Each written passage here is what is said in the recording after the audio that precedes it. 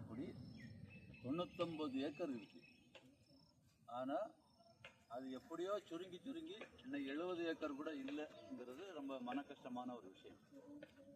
இந்த குளத்தை ஏற்படுத்தினது வந்து திருவிதாங்கூர் மன்னர் மார்த்தாண்டவர்மான்னு ஒருத்தர் உண்டு. 300 ஆண்டுகளுக்கு முன்னாடி அவர் தான் அந்த குளத்தை உருவாக்குனார். அப்போது ஒரு போர் நடந்தது, குளச்சல் போர். கேள்விப்பட்டிருக்கீங்களா?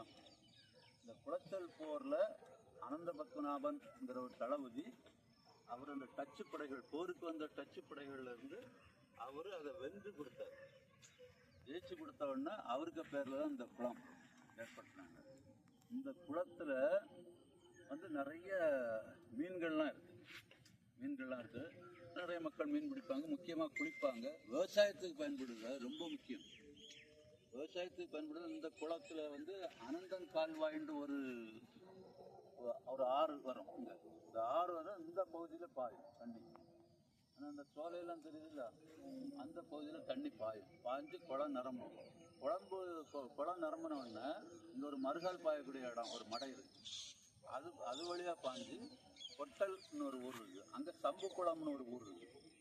அந்த சம்புக்குளம்னு ஒரு குளம் இருக்குது. அந்த குளத்தை நிரப்பி அவங்க விவசாயத்துக்கு பயன்படுத்துறது. இது விவசாயத்துக்காக தான் உருவாக்கணும். மக்கள் குளிக்கிறார்கள். ஆனால் இப்போ வந்து காலப்போக்கிலெல்லாம் வந்து முன்னாடியெல்லாம் அந்த குளத்தில் வந்து தாய்மார்கள்லாம் வந்து என்ன பண்ணுவாங்கன்னா, வீட்டுக்கு தேவையான பயன்படக்கூடிய தண்ணீரை கொண்டு போவாங்க இல்லையா? இப்போ வீட்டுக்குள்ளேயே தண்ணீர் இருந்துச்சு. நம்ம ஆனால் இந்த குளத்தை எல்லாருமே மறந்துட்டோம். இதை மறந்தால் இன்றைக்கி நீர்நிலைகளில் நம்ம மறந்தோம்னா நமக்கு வந்து கிணத்துல தண்ணி இருக்காது. வீட்டில் இருந்து தெருக்குழாய், இப்போ தெருக்குழாய் கூட இல்லை. இப்போ வீட்டில் வந்து நம்ம பயன்படுத்துறதுக்காக குழாயை திறந்து தண்ணீர் எடுக்கிறோம். அந்த தண்ணீர் வருது காரணமே இந்த குளத்தில் உள்ள தண்ணீர்கள் தான் காரணம், அணைக்கட்டுகளில் உள்ள தண்ணீர் தான் காரணம். அது நம்ம அதை நினச்சி கூட பார்க்குறது. அதனால் இப்போ மக்கள் நிறைய வந்து குளிக்கிறாங்க, துணி துவைக்கிறாங்க. இப்போ மக்களுடைய பயன்பாட்டுக்கு வந்தது ரொம்ப ஒரு சந்தோஷமான ஒரு விஷயம். இதே போல் நீங்களும் என்ன பண்ணணும்னா, நீங்கள் சிறு குழந்தைகள், பள்ளி மாணவர்களாக இருப்பீங்க. நாளைக்கு நீங்கள் என்ன பண்ணணும்னு சொன்னால், இதே போல் ஏதாவது ஒரு குளத்தை தத்தெடுக்கணும். ஒரு குழந்தையை தத்தெடுக்கிற மாதிரி ஒரு குளத்தை தத்தெடுத்து, இப்போது எந்த குளத்தை பார்த்தாலும் ஒரே குப்பை குளமாக கிடைக்கும். நம்ம அரசாங்கத்தை எதிர்பார்க்கக்கூடாது. அரசாங்கமே நம்ம தான், மக்களாட்சின்னு தானே சொல்கிறோம். நம்ம தான் மக்கள்.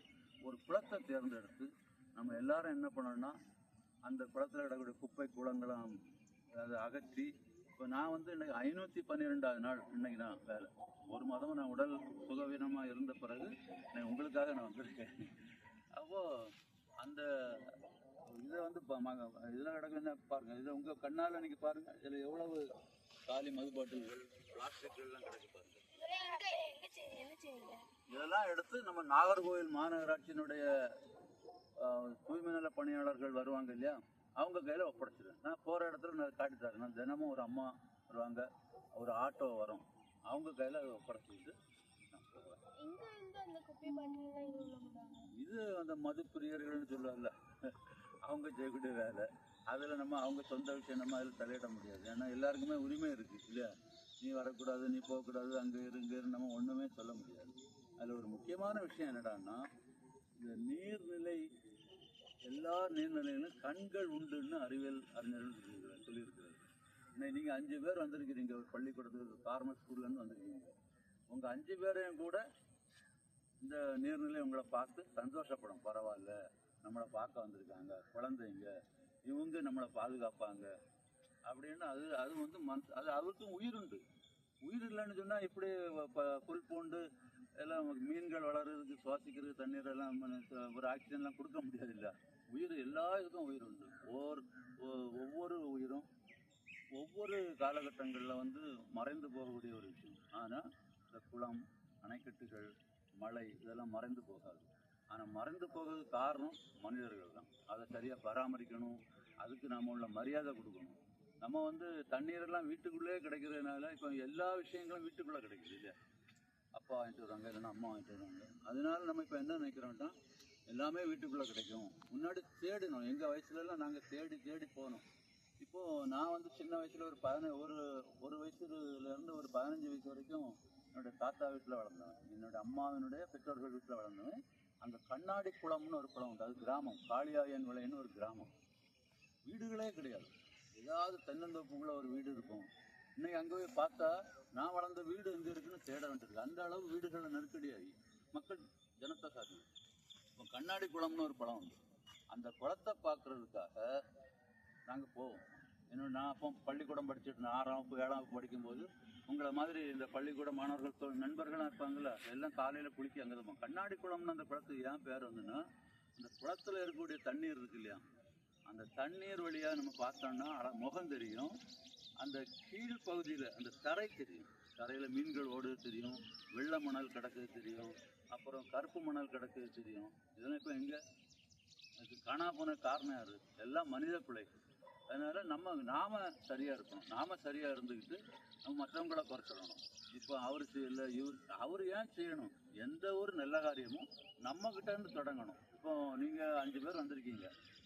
இப்போ 5 பேரும் சேர்ந்து ஒரு முடிவு எடுக்கலாம். இப்போ முதல்ல இதில் ஒரு பாட்டில் கிடக்கு, இதில் ஒரு பிளாஸ்டிக் கிடக்கு, நெகிழி குப்பி கிடக்கு, தடை செய்யப்பட்டது. அதை யாராவது எடுப்பாங்க, நமக்குன்னு போகக்கூடாது. நாம தான் அதை எடுக்கணும். ஆரம்பம் அதுதான்.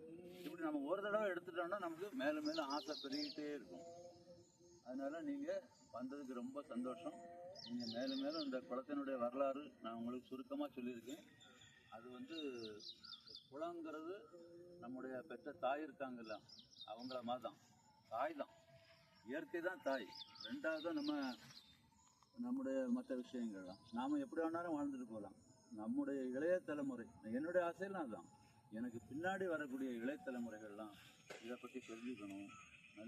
நல்ல முறையில் அவங்களும் வாழணும். இப்போ நான் எனக்கு 65 வயசாகுது. இது வரைக்கும் நோய் பட்டதே கிடையாது. அது என்னவோ தெரியல, அப்படி இருக்குது. ஆனால் இந்த ஒரு டெங்கு கொசுன்ட்டு ஒரு கொசு, ஒரே ஒரு கொசு கடிச்சு ஹாஸ்பிட்டலில் படுக்க வச்சுட்டு அதை பற்றி கவலை இல்லை.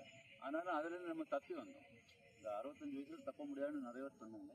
அதனால் நம்ம ஓரளவுக்கு நம்மளால் முடிஞ்ச அளவுக்கு உடலை ஆரோக்கியம் வச்சுக்கணும். இப்போ நீங்கள்லாம் காலையில் படிக்கணும். உங்களுக்கு இப்போ முழு எண்ணங்கள் எப்படி இருக்கணும்? படிக்கணும், அந்த தேர்வில் நம்ம தேர்ச்சி பெறணும், மாநிலத்திலேயே முதல் மாணவனாக வரணும், அப்படிதான் ஒரு எண்ணம் இருக்கணும்.